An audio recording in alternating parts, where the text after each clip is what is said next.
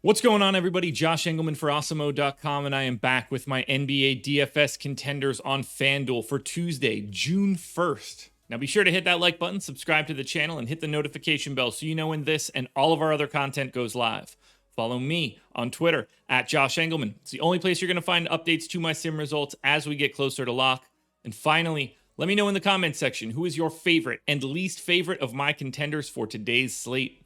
We are rounding out the bottom of my top 10 with Damian Lillard, CJ McCollum, Jason Tatum, Nikola Jokic, and Michael Porter Jr. on the outside looking in. Who will be my favorites, my top 5 plays for today? It's time to find out. First up at number 5, we have power forward eligible Robert Covington. He's 5,300, projected for 27. The goal is 32, and he is in the optimal lineup 41% of the time. Covington's been playing monster minutes now. We're talking about 36 in this game. Not a lot of usage, though, but we know that.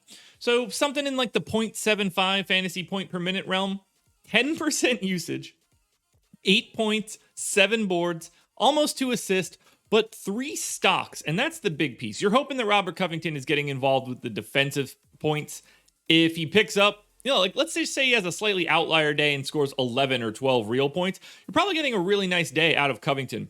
At power forward for 5,300 on this particular slate, that's enough of a savings, in my opinion, that allows you to pay up elsewhere. At number 4, we're going to shooting guard, and we're heading to Boston and getting Marcus Smart. He's 6,800, projected for 35. The goal's 40.5, and he is also in the optimal lineup 41% of the time. We are not expecting to see Kemba Walker today. He is doubtful. We're not expecting to see Robert Williams, also doubtful. So I'm expecting to see a lot of Marcus Smart. 38 minutes, but he could certainly play 40 if it's competitive. Just around 0.9 fantasy points per minute, neutral usage, 16 points, 6 assists, 5 boards, 2 stocks. What's not to like on Marcus Smart? Look, he's probably the second best guy on the team. I don't know how you feel about Evan Fournier, but he's going to be looking for his own here. It's Jason Tatum and then everybody else, but I think Marcus Smart is right there. The problem here, Fournier's price looks great. We're going to talk about him in a bit. However, for right now, Marcus Smart is number 4, and I don't really see it changing either.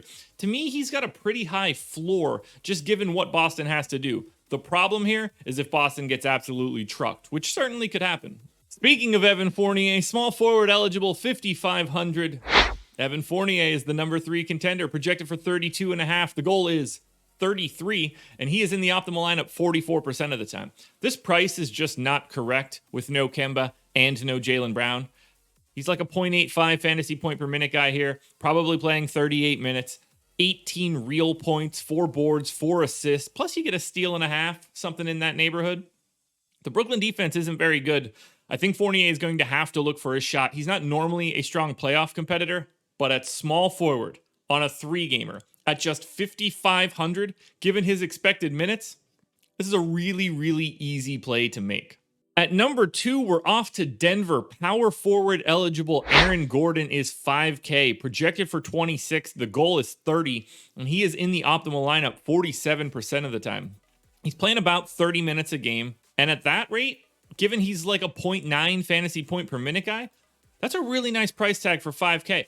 We have a lot of value in this mid-tier to like slightly upper mid-tier today, which allows you to still be able to pay up for one guy. Like you can see Jokic and Tatum and Dame all showing up in this top 10, but it's easier to get to this value and rotate around these guys with different stars. So I've got Gordon projected for 19% usage, 12.5 points, 6 boards, 3 assists, a stock and a half. It's a matchup against Portland that is paced down, but you're not at all worried about Portland's defense, that's for sure. Especially if they're getting away from, their defense is probably slightly better if they're taking Enes Kanter off the floor, but it's not going to make any great shakes. Nurkic makes this team basically an average defense.